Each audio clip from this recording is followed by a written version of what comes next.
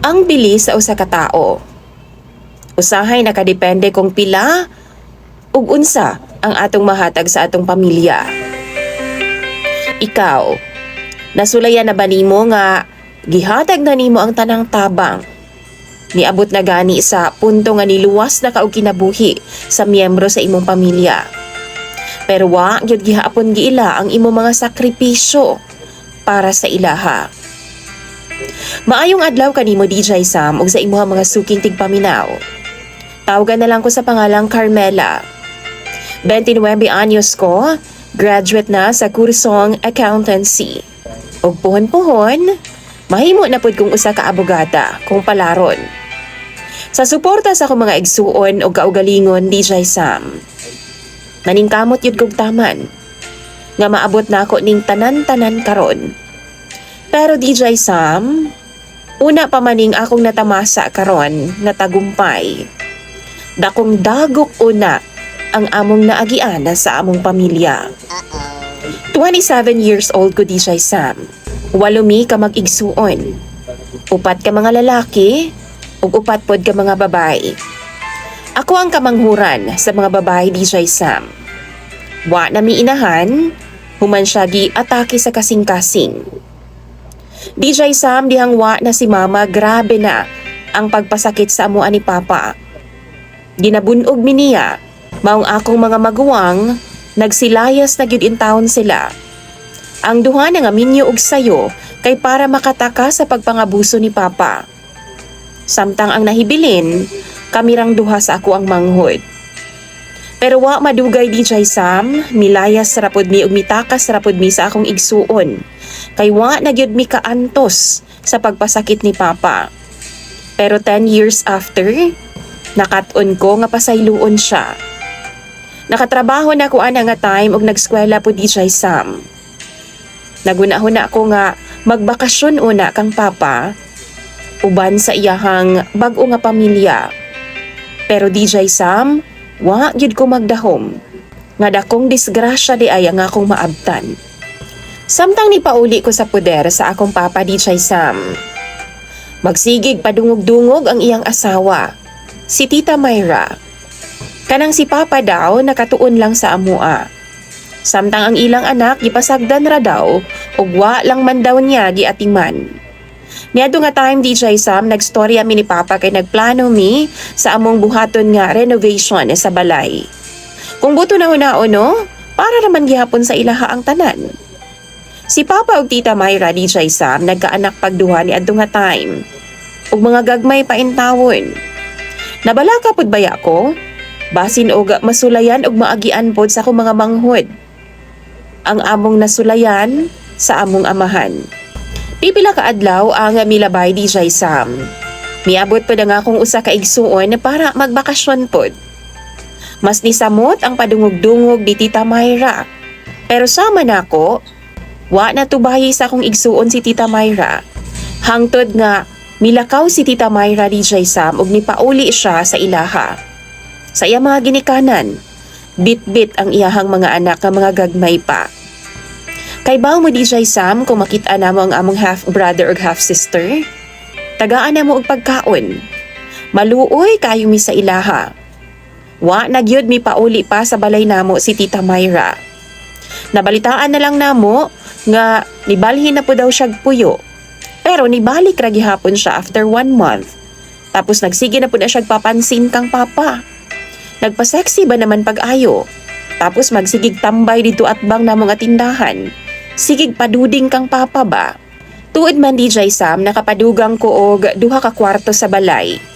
Ug 2 ka semana na lang, mubalik na ko sa syudad alang sa akong trabaho og eskwela.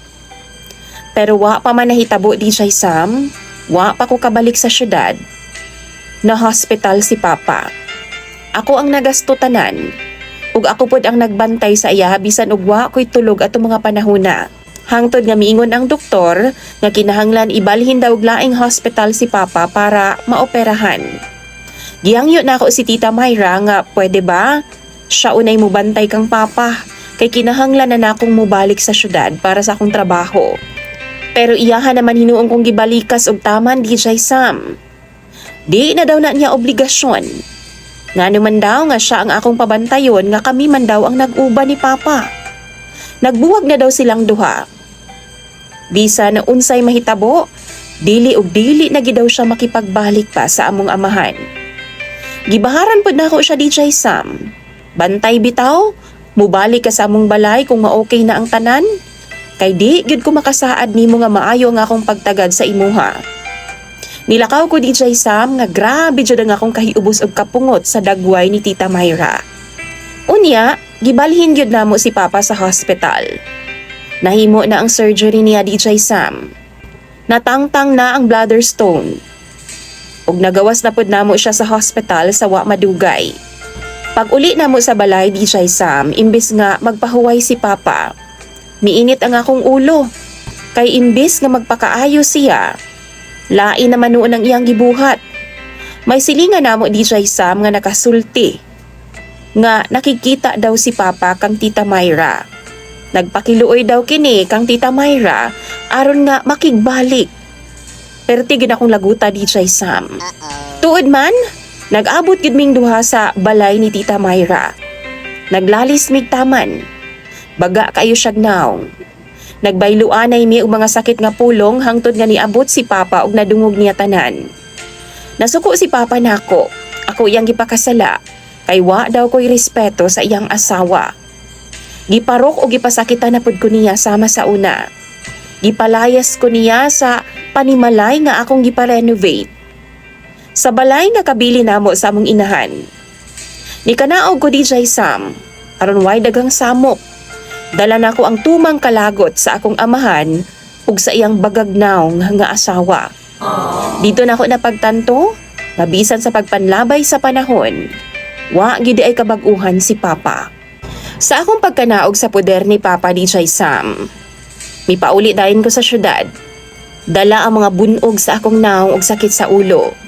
Dihang nahibaw-an ni Kuya ang nahitabo sa ako DJ Sam. Iyahadayon kong giingnan nga magpa-medical daw ko. Aron makasuhan daw namo si Papa og mapriso daw siya. Pero DJ Sam, bisan unsa nako kalagot sa akong amahan, wa ko mipasaka og kaso sa iyaha. Nasuko ang akong mga igsuon tungod ni ana. Pero akong gibuhat nagpalayo na lang ko kang Papa. Naglikay na lang ko sa iyang pamilya. Pero ang nakapait lang DJ Sam, kay gidaot ko sa akong amahan ngadto sa akong mga igsuon. Nga ang kwarta lagi daw nga gipada nila dihang na hospital si Papa. Gikapnan daw nako. Ako adawng gikuhaan. Maayo na lang gani DJ Sam. Kay wa mituo ang ako mga igsuon sa iyaha. Unya, pipila ra bay pagpanlabay sa mga katuigan DJ Sam, nakalampos na gyud ko sa college. Nag-proceed na pud ko pagka-abogada. Maayo na nga akong kahimtang kay kaluoy sa Ginoo. Akong mga maguwang naningkamot man sab. Sa walo namo ka mag-igsuon no, duha pa lang yun ang naminyo. Ug ang uban, naningkamot jud og taman aron mahawas sa kalisod. Ang among panganay nga si Kuya Jay ang nagpatungha nako. Si Kuya Jay ang gipalad pag-ayo sa among tanan. Kay naka-abroad man siya DJ Sam ug nakapatukod siya og negosyo. Gitabangan pud mi niya nga iyahang ubang mga igsuon. Ako bisan gipa-eskwela nako ni Kuya, katrabaho gihapon ko. Maong nakatigom gyud ko DJ Sam. Ug parte sa akong hinaguan, ang akong gipausab sa balay ni Papa. Pero wa ko'y laing napala. Nagahatag ko sa iya before og pangonsumo baya DJ Sam, kay magsige man siya gyangungo sa amoa. Pero sad lang, kay wa gihapon siya'y kabag-uhan. Abusado gihapon siya nga pagkaamahan. Samot na karon nga tandem na sila sa iyahang asawa. Maluoy na lang ko sa akong mga manghud nga gagmay pa DJ Sam. Balita gani na ako karon, 5 na daw ang ilang mga anak ug bag-o pa gid daw panganak ang iyang asawa. Karon, nanawag na pod ang akong amahan DJ Sam. Mangayo lagi daw siyag suporta. Nagliso daw ang iyang pamilya ug wa daw mi mga puangod nga pagkaanak. Kaya daw namong maging haruhay ang among sitwasyon. Pero sila halos way gikaon. Wow! Ako mga igsuon, ginablock nila si Papa DJ Sam. Pero ako wa jud. Maupod na ang ginakalagutan sa akong mga igsuon kay martir lagi daw ko nga pagkaanak. Bisan giunsa na daw ko ni Papa, pero maura daw gihapon. Nagpabilin daw gihapon ko nga taas og pasensya. Para sa inyo ha DJ Sam, ug sa imuha mga viewers. Valid ra ba ang gibati nako karon? Or kalimtan na lang nako tanan ug ipadapli na lang ang mga problema. Kay bisan unsaon, amahan gihapon nako siya. Or paminaw nako ang akong kuya. I-block nako siya ug wad-o na nga among koneksyon. Palihog tambagi daw ko ninyo sa comment section. Unsa ba ang inyong mga suwestyon? Imong sender DJ Sam ug follower Carmela.